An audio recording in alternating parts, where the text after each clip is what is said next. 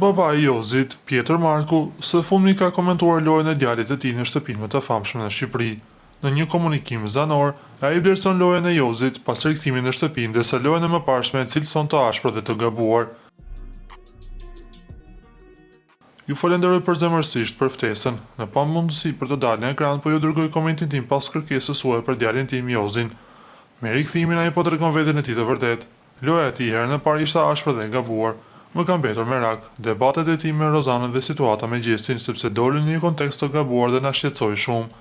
Na pëlqejnë ngritjet dhe shakat që ka Jozi me Gjestin, sepse i japin frymë shtëpisë. Pjetër Marku ka folur edhe për raportin e Jozit me Loredanën. Sipas tij, dy banorët kanë ndjenja për njëri tjetrin. Nuk kemi as pakundur që ata të njihen jashtë, shkroi babai i Jozit. Për sa i përket Loredanës, ne mbështesim zgjedhjet e djalit ton, por ne duam që ai të luajë lojën e tij. Do doja të shikoj Jozin si lojtar dhe flirtet ndodhin në varësi të situatave brenda në shtëpi.